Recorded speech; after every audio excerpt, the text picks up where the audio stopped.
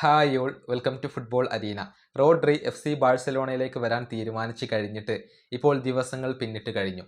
Personal terms ഒക്കെ അംഗീകരിച്ചിരുന്നു. പക്ഷേ ഇതുവരെ മാഞ്ചസ്റ്റർ സിറ്റിയുമായി ഒരു അഗ്രിമെന്റിൽ എത്താൻ ഇപ്പോൾ FC ബാഴ്സലോണയ്ക്ക് കഴിഞ്ഞിട്ടില്ല. അത് ആരാധകർക്ക് ഒരൽപ്പം ആശങ്ക നൽകുന്ന കാര്യമാണ്. ഇതുമായി ബന്ധപ്പെട്ട പുതിയ അപ്ഡേറ്റ് മാർക്ക നൽകിയിട്ടുണ്ട്. സിറ്റിയും ബാഴ്സയും തമ്മിൽ അഗ്രിമെന്റിൽ എത്താൻ സാധിക്കാത്തതിൻ്റെ കാരണം അത് ട്രാൻസ്ഫർ ഫീ തന്നെയാണ്. അതിൻ്റെ കാര്യത്തിൽ ഇപ്പോഴും ഒരു അഗ്രിമെന്റിൽ എത്താൻ കഴിഞ്ഞിട്ടില്ല എന്നാണ് മാർക്ക റിപ്പോർട്ട് ചെയ്തിട്ടുള്ളത്. ബാഴ്സ 50 മില്യൺ യൂറോയുടെ ഒരു ഓഫർ നൽകിയിരുന്നു. അത് റിജക്റ്റ് ചെയ്തു. നിലവിൽ 70 മില്യൺ യൂറോ ഈ താരത്തിന് വേണ്ടി വേണം എന്നാണ് സിറ്റിയുടെ ഒരു ആവശ്യം. പക്ഷേ 70 മില്യൺ നൽകാൻ ഇപ്പോൾ FC ബാഴ്സലോണ ഒരുക്കമല്ല. മറിച്ച് 60 മില്യൺ യൂറോക്കും 65 മില്യൺ യൂറോക്കും ഇടയിലുള്ള ഒരു സംഖ്യ നൽകാനാണ് FC ബാഴ്സലോണ ഇപ്പോൾ ഉദ്ദേശിക്കുന്നത്.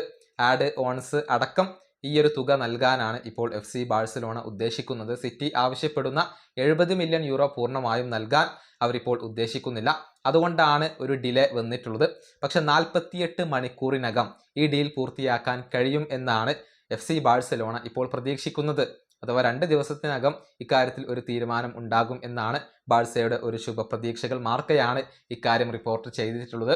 അധികം കാത്തിരിക്കേണ്ടി വരില്ല. 2 ദിവസത്തിനകം ഒരു ഫൈനൽ അഗ്രിമെന്റിൽ എത്തും എന്നാണ് മാർക്ക ഇപ്പോൾ പറയുന്നത്. ഈ വീഡിയോ അവസാനിപ്പിക്കുന്നു. അടുത്ത വീഡിയോയിൽ കാണാം.